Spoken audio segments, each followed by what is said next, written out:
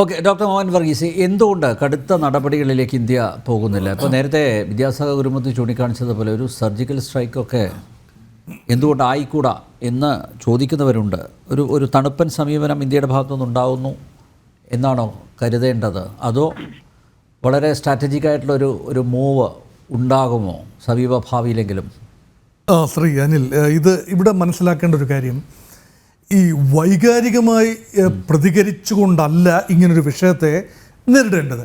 അപ്പോൾ ഇന്ത്യയുടെ ഭരണകൂടം, പ്രത്യേകിച്ച് നമ്മുടെ വിദേശകാര്യ മന്ത്രാലയം, അതിന് തലപ്പത്തുള്ള എസ് ജയശങ്കർ വിദേശകാര്യ മന്ത്രിയുടെ ഭാഗത്തു നിന്ന് കാര്യമായ ഒരു പ്രതികരണം ഉണ്ടായിട്ടുണ്ട്. അതുമാത്രമല്ല, ഇന്ത്യയുടെ ഒരു പൊതു മനസ്സ് രൂപപ്പെട്ടിരിക്കുന്നത് തീർച്ചയായും മത ന്യൂനപക്ഷങ്ങൾ അയൽ രാജ്യത്ത് പീഡിപ്പിക്കപ്പെടുന്നുണ്ട്. അത് തീർച്ചയായും എതിർക്കപ്പെടേണ്ടതാണ്. പക്ഷേ സർജിക്കൽ സ്ട്രൈക്ക്, ഇവിടെ ശ്രീ അനിൽ സൂചിപ്പിച്ചതുപോലെ ഒരു സർജിക്കൽ സ്ട്രൈക്കിനുള്ള സമയമായോ എന്ന് ചോദിച്ചാൽ അത് ഉദ്ദേശിക്കുന്ന ഫലം ചെയ്യില്ല. ഒന്ന്, മറ്റൊരു രാജ്യത്തിൻ്റെ അകത്ത് നടക്കുന്ന ഒരു സംഭവത്തെ ലോക ശ്രദ്ധയിൽ കൊണ്ടുവരിക, അത് ഒരു ലോക മനസാക്ഷി ഉണരുക, അങ്ങനെ ബംഗ്ലാദേശിന് ഒരു മേൽ സമ്മർദ്ദം ചെലുത്തുക. ഇവിടെ സമ്മർദ്ദം ചെലുത്തുമ്പോൾ ബംഗ്ലാദേശിൻ്റെ നിയന്ത്രണം ആരുടെ കയ്യിൽ? ഇതാണ് ചോദ്യം. പ്രധാനമായും ഇവിടെ ഒരു ചൈന ഫാക്ടർ കടന്നു വരുന്നു. ഈ ഭരണമാറ്റത്തിന് പിന്നിൽ ചൈനയാണ്. ഇതെല്ലാം തന്നെ ഒരു സീരീസ് ഓഫ് ഈവൻസിൻ്റെ കൾമിനേഷനാണ് ചിന്മയ കൃഷ്ണദാസ് സ്വാമിയുടെ അറസ്റ്റും അതേ തുടർന്നുണ്ടായ കാര്യങ്ങളും. ഇതിനെ ഒന്ന് സെഗ്മെൻ്റ് ചെയ്ത് നമ്മൾ നോക്കിയാൽ ഇവിടെ അമേരിക്കയുടെ ഭാഗത്ത് നിന്ന് ഉള്ള ഒരു ആഗ്രഹം, ബംഗ്ലാദേശത്തേക്കുള്ള ചില ദ്വീപ സമൂഹങ്ങളുടെ മേൽ ചില ആഗ്രഹങ്ങളുണ്ടായിരുന്നു. നാവികത്താവളം എന്ന ഒരു ആഗ്രഹമുണ്ടായിരുന്നു. അത് ഷെയ്ഖ് ഹസീനയുടെ കാലത്ത് നടക്കാതെ വന്നതുകൊണ്ട് അമേരിക്ക മൗനമായി CIA ഉൾപ്പെടെയുള്ള ഏജൻസികളുടെ പ്രവർത്തനമുണ്ടായിരുന്നു ഈ ഭരണമാറ്റത്തിന് പിന്നിൽ. അത് ഒരു പക്ഷേ ചൈനയുടെ ഒരു സ്വാധീന വലയത്തിലേക്ക് ബംഗ്ലാദേശ് പൂർണ്ണമായി അമരും എന്ന അറിവ് അമേരിക്കയ്ക്ക് ഇല്ലാത്തത് കൊണ്ടല്ല, മറിച്ച് ആ ഒരു കാര്യം അറിഞ്ഞുകൊണ്ട് തന്നെയാണ് ഒരു ഭരണമാറ്റം അവിടെ ഉണ്ടാകട്ടെ. ഭരണമാറ്റം ഉണ്ടായതിന് ശേഷം രംഗത്ത് വരുന്ന പുതിയ ഭരണകൂടം, അതാണ് ഇപ്പോഴത്തെ മുഹമ്മദ് യൂനിസിൻ്റെ ഭരണകൂടം. ആ ഭരണകൂടത്തെ മറയാക്കിക്കൊണ്ട് ഈ നമ്മൾ നേരത്തെ പറഞ്ഞ ചില ശക്തികൾ, തീവ്ര ഇസ്ലാമിസ്റ്റുകൾ ഒരു പരിധിവരെ ആ രാജ്യത്തെ ഒരു അഫ്ഗാൻ മോഡലിലേക്ക് കൊണ്ടുപോവുകയാണ്. ഒരു ഫെയിൽഡ് സ്റ്റേറ്റ് മോഡലിലേക്ക് പൂർണ്ണമായും മതാധിഷ്ഠിത മാമൂലുകളുള്ള രാജ്യമായി മാറ്റുകയാണ്.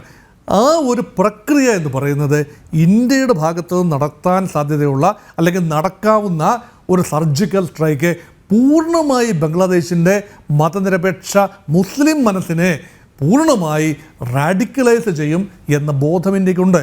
അതുകൊണ്ട് ഒരു കായികമായി അല്ലെങ്കിൽ സൈനികമായി ഒരു ആക്രമണം ഇതിനൊരു പരിഹാരമല്ല. പിന്നീടുള്ളത് എന്ന് പറയുന്നത് ബംഗ്ലാദേശിൻ്റെ ഭരണകൂടത്തോട് റീസൺ ചെയ്യുക, അത് സൈനികമായി പ്രതികരിക്കും എന്ന ഒരു ഭീഷണി ഇപ്പോൾ പഴയ പോലൊന്നും ചിലവാകുന്ന ഒരു കാര്യമല്ല.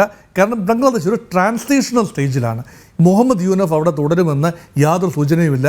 ഒരു ഇൻറ്റീരിയം ഗവൺമെൻറ്റിൻ്റെ തലപ്പത്താണ് നൊബേൽ സമ്മാന ജേതാവായ മുഹമ്മദ് യൂനസ്. അതുകൊണ്ട് ഈ മറ്റ് രാജ്യങ്ങൾ എന്ത് ചെയ്യുന്നു? അപ്പോൾ ഇന്ത്യയെ സംബന്ധിച്ചിടത്തോളം ഒരു ഗ്ലോബൽ ഒന്നാമത്തെ ലെവലാണ് ബംഗ്ലാദേശിനോട് നേരിട്ട് പ്രതിഷേധം അറിയിച്ചിരിക്കുന്നു. 2, ലോക മനസാക്ഷി ഉണരുന്നതിനുള്ള നീക്കങ്ങളാണ്. സാവകാശമാണ്, ശരി, സമ്മതിച്ചു. ഭാരതം വളരെ സാവകാശമാണ്, ഓരോ ചുവടും സാവകാശമാണ്. ഇത് ഇന്ത്യക്കെതിരെയുള്ള ഒരു ഇൻ്റർനാഷണൽ പ്രോപ്പഗാൻഡയ്ക്ക് വേണ്ടി ഇസ്ലാമിക ലോകം ഉപയോഗിക്കുന്നില്ല എന്ന് ഉറപ്പുവരുത്തണം. ഇപ്പോൾ മണിപ്പൂർ ഉൾപ്പെടെയുള്ള വിഷയങ്ങളുണ്ട്. അവിടെ ഇന്ത്യക്കെതിരെ ഒരുപക്ഷെ മറ്റ് രാജ്യങ്ങൾ ഈ വിഷയം പറഞ്ഞുകൊണ്ട് അത് തിരിയാനുള്ളൊരു സാധ്യത പ്രീഎംപ്റ്റ് ചെയ്യുന്ന ഒരു കാര്യവും നമുക്ക് ഡിസ്കൗണ്ട് ചെയ്യേണ്ടതുണ്ട് കാര്യത്തിൽ. അതുകൊണ്ടാണ് ഒരു സാവകാശമുള്ള പോക്കാണ്. പക്ഷേ അനൗപചാരിക തലത്തിൽ, ഇത് ഞാൻ ഈ പറയുന്നതെല്ലാം ഈ ഔപചാരിക തലത്തിൽ, അനൗപചാരിക തലത്തിൽ അതിശക്തമായ നയതന്ത്ര സമ്മർദ്ദം എംബസിയിലൂടെ ചെലുത്തിയിട്ടുണ്ടെന്ന് തന്നെയാണ് വൈകി വരുന്ന റിപ്പോർട്ടുകൾ.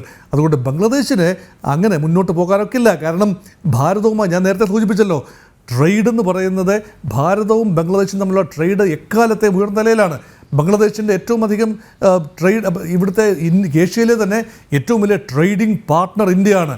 ഈ ദക്ഷിണേഷ്യയിലെ ഇന്ത്യയുടെ 2ാമത്തെ വലിയ ട്രേഡിംഗ് പാർട്ട്ണർ ബംഗ്ലാദേശാണ്. ഇതെല്ലാം യാഥാർത്ഥ്യമാണ്. ബംഗ്ലാദേശിൻ്റെ ഇക്കോണമിയെ താങ്ങി നിർത്തണമെങ്കിൽ അവിടെ സമാധാനമുണ്ടാകണം, ഭാരതത്തിന് സഹായമുണ്ടാകണം, ഇൻഫ്രാസ്ട്രക്ചർ മുന്നോട്ട് പോകണമെങ്കിൽ ഇന്ത്യയുടെ സഹായമുണ്ടാകണം. ഏത് രീതിയിൽ നോക്കിയാലും ഇന്ത്യയാൽ ചുറ്റപ്പെട്ട ബംഗ്ലാദേശ്, അവിടെ ചൈനയൊന്നും വന്ന് സഹായിക്കുമെന്ന് വിചാരിക്കാനാവില്ല. അതുകൊണ്ട് ചൈനയെ നമ്പി നിന്നാൽ ബംഗ്ലാദേശിന് ഒരു പരിധിവരെ ചിറ്റഗോങ് തുറമുഖത്തിന് വേണ്ടി ചില സഹായമൊക്കെ ചെയ്യും. പക്ഷേ അറ്റകൈ കുപ്പിടാത്തവരാണ് ചൈനക്കാർ. ഷൈലോക്കിൻ്റെ പോലെയാണ് ഈ they will extract A pound of flush. എവിടെയെല്ലാം ലോൺ കൊടുത്തിട്ടുണ്ടോ അവിടെ എല്ലാം തന്നെ ഡെറ്റ് ട്രാപ്പിലായി, കടക്കണിയിലായ രാജ്യങ്ങൾ. പാകിസ്ഥാൻ അനുഭവം, ശ്രീലങ്കയുടെ അനുഭവം എല്ലാം ഉണ്ട്. അതുകൊണ്ട് ബംഗ്ലാദേശിനെ പൂർണ്ണ പരാജിത രാജ്യമായി മാറ്റിയെടുക്കുന്ന രീതിയിൽ ചൈനീസ് സഹായം സ്വീകരിച്ചുകൊണ്ട് പൂർണ്ണമായി ചൈനീസ് പക്ഷത്തേക്ക് നീങ്ങിയാൽ അത് അപകടകരമായ ഒരു കാര്യമാണ്. അതുകൊണ്ട് ഭാരതം പൂർണ്ണമായി ബംഗ്ലാദേശിനെ പിണക്കാൻ ഉദ്ദേശിക്കുന്നില്ല.